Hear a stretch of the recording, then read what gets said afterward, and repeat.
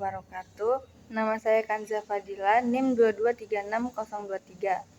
Akan menjawab pertanyaan UAS dari mata kuliah e-commerce.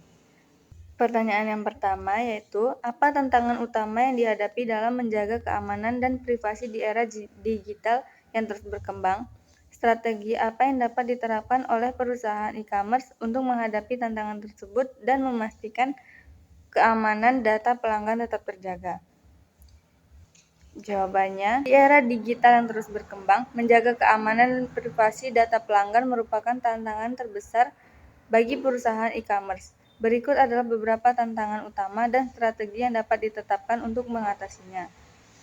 Tantangan utamanya yaitu serangan cyber yang semakin canggih. Perusahaan e-commerce sering menjadi target serangan cyber seperti phishing, malware, ransomware, dan distributed denial of service. Serangan ini dapat mengakibatkan kebocoran data, kerugian finansial, dan kerusakan reputasi. 2. Kepatuhan terhadap regulasi. Perusahaan harus mematuhi berbagai regulasi privasi data seperti GDPR atau General Data Protection Regulation di Eropa, CCPA yaitu California Consumer Privacy Act di Amerika Serikat, atau UU PDP, Undang-Undang Perlindungan Data Pribadi, di Indonesia. Kepatuhan ini memerlukan sumber daya dan pemahaman yang mendalam. Yang ketiga, pengelolaan data yang kompleks. Dengan volume data pelanggan yang besar, perusahaan harus memastikan bahwa data tersebut disimpan, diproses, dan dihapus dengan aman. Kesalahan dalam pengelolaan data dapat menyebabkan kebocoran atau penyalahgunaan. 4. Kesadaran pengguna yang rendah. Banyak pelanggan yang tidak menyadari pentingnya melindungi data pribadi mereka, seperti menggunakan kata sandi yang lemah atau mengklik tautan mencurigakan. Hal ini dapat meningkatkan risiko keamanan. 5. Integrasi dengan pihak ketiga. Perusahaan e-commerce sering bekerja sama dengan vendor atau penyedia layanan pihak ketiga. Jika pihak ketiga tidak memiliki standar keamanan yang memadai, hal ini dapat menjadi celah keamanan. Kemudian, strategi untuk menjaga keamanan data pelanggan. Yang pertama, menerapkan enkripsi data. Enkripsi data sensitif seperti informasi pembayaran dan data pribadi pelanggan yang dapat mencegah akses tidak sah meskipun data tersebut dicuri. 2. Autentikasi multifaktor atau MFA. MFA menambahkan lapisan keamanan tambahan dengan meminta pengguna untuk memverifikasi identitas mereka melalui lebih dari satu metode, seperti kata sandi dan kode OTP. Ketiga, pelatihan dan kesadaran karyawan. Melatih karyawan tentang praktik keamanan cyber dan pentingnya privasi dapat mengurangi risiko human error yang sering menjadi penyebab kebocoran data. 4. Audit keamanan berkala. Melakukan audit keamanan secara rutin untuk mengidentifikasi dan memperbaiki kerentanan dalam sistem sebelum dieksploitasi oleh penyerang. 5. Mematuhi regulasi privasi data. Perusahaan harus memastikan bahwa mereka mematuhi semua regulasi privasi data yang berlaku dan memperbarui kebijakan mereka sesuai dengan perubahan hukum. Pertanyaan kedua, jelaskan tantangan privasi dan keamanan yang dihadapi perusahaan e-commerce saat mengumpulkan dan menganalisis data konsumen. Bagaimana perusahaan dapat mengatasi tantangan ini sambil tetap mematuhi standar regulasi yang berlaku? Jawabannya, perusahaan e-commerce menghadapi berbagai tantangan privasi dan keamanan saat mengumpulkan dan menganalisis data konsumen. Tantangan ini semakin kompleks seiring dengan meningkatnya volume data dan tuntutan regulasi yang ketat. Berikut adalah beberapa tantangan utama dan cara mengatasinya. Tantangan privasi dan keamanan. Pertama, koleksi data yang berlebihan. Perusahaan sering mengumpulkan lebih banyak data daripada yang diperlukan, yang dapat meningkatkan risiko jika data tersebut bocor atau disalahgunakan. 2. Penyimpanan data yang tidak aman. Data yang disimpan tanpa enkripsi atau proteksi yang memadai rentan terhadap serangan cyber dan akses tidak sah. 3. Analisis data yang invasif. Analisis data yang terlalu mendetail dapat dianggap sebagai pelanggaran privasi, terutama jika melibatkan data sensitif seperti informasi kesehatan atau keuangan. Keempat, kepatuhan terhadap regulasi.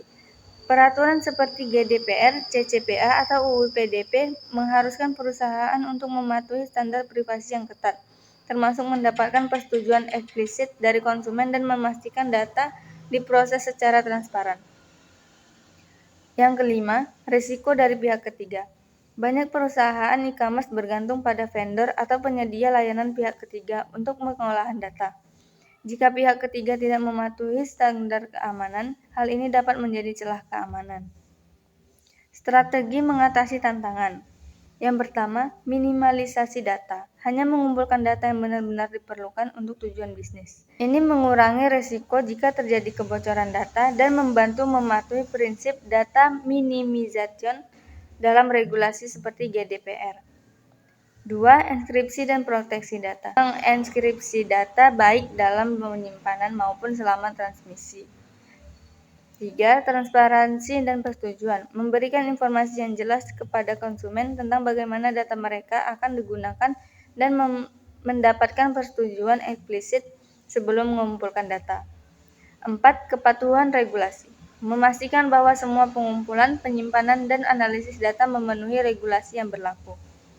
5. Audit dan pemantauan pihak ketiga. Melakukan due diligence pada vendor dan mitra pihak ketiga untuk memastikan mereka memenuhi standar keamanan yang tinggi. Pertanyaan yang ketiga, bagaimana teknologi seperti Internet of Things, kecerdasan buatan, dan cloud computing telah mengubah cara data dikumpulkan dan dianalisis dalam e-commerce? Berikan contoh konkret dari sebuah perusahaan e-commerce yang berhasil memanfaatkan teknologi untuk meningkatkan kinerja bisnisnya. Jawabannya, teknologi seperti Internet of Things, kecerdasan buatan, dan cloud computing telah mengubah secara signifikan cara data dikumpulkan, dianalisis, dan dimanfaatkan dalam industri e-commerce. Berikut adalah penjelasan tentang dampak masing-masing teknologi dan contoh konkret dari perusahaan e-commerce yang berhasil memanfaatkannya. Yang pertama, Internet of Things atau IoT. IoT memungkinkan perusahaan fisik terhubung ke internet dan mengirimkan data secara real-time. Dalam e-commerce, IoT dapat digunakan untuk pelacakan inventaris, pengalaman pelanggan yang dipersonalisasi, logistik, dan rantai pasokan. Contoh perusahaannya yaitu Amazon. Amazon menggunakan IoT melalui perangkat seperti Amazon Dash Button sebelum dihentikan dan Amazon Echo dengan sistem virtual Alexa. Perangkat ini memungkinkan pelanggan memesan produk secara otomatis hanya dengan suara atau satu klik. Selain itu, Amazon menggunakan IoT di gudangnya untuk mengotomatisasi manajemen inventaris dan meningkatkan efisiensi operasional. Yang kedua, kecerdasan buatan atau AI. AI memungkinkan analisis data dalam skala besar dan pengambilan keputusan yang cerdas. Dalam e-commerce, AI digunakan untuk rekomendasi produk, chatbot dan layanan pelanggan, manajemen persediaan, deteksi penipuan. Contoh perusahaannya yaitu Alibaba. Alibaba menggunakan AI dalam platform e-commerce-nya untuk memberikan rekomendasi produk yang sangat dipersonalisasi kepada pelanggan. Mereka juga menggunakan AI untuk mengoptimalkan logistik melalui sistem Cainiao yang memprediksi rute pengiriman tercepat dan mengelola ramai pasukan secara efisien. 3. Cloud computing. Cloud computing memungkinkan penyimpanan dan pengolahan data dalam skala besar dengan fleksibilitas dan biaya yang lebih rendah. Dalam e-commerce, cloud computing digunakan untuk skalabilitas, analisis data real-time, kolaborasi, dan integrasi. Contoh perusahaannya yaitu Shopify. Shopify adalah platform e-commerce berbasis cloud yang memungkinkan bisnis kecil dan menengah untuk membuat toko online dengan mudah. Shopify menggunakan cloud computing untuk menyediakan struktur yang andal dan skalabel, memastikan toko online dapat menangani lalu lintas tinggi tanpa downtime. Selain itu, Shopify menawarkan alat analitik berbasis cloud yang membantu merchant memahami perilaku pelanggan dan mengoptimalkan penjualan. Contoh integrasi teknologi dalam perusahaan Amazon. Amazon adalah contoh sempurna bagaimana IoT, AI, dan cloud computing dapat diintegrasi untuk meningkatkan kinerja bisnis.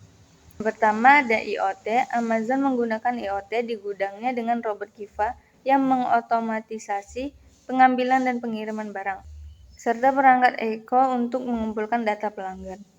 Yang kedua, AI. Amazon menggunakan AI untuk merekomendasi produk, prediksi permintaan, dan manajemen inventaris. AI juga digunakan dalam asisten virtual Alexa untuk meningkatkan interaksi pelanggan. Kemudian cloud computing. Amazon Web Service atau AWS adalah tulang punggung infrastruktur cloud Amazon, memungkinkan skalabilitas dan analisis data real-time untuk mendukung operasi e-commerce globalnya. Baiklah, sekian penjelasan dari saya. Assalamualaikum warahmatullahi wabarakatuh.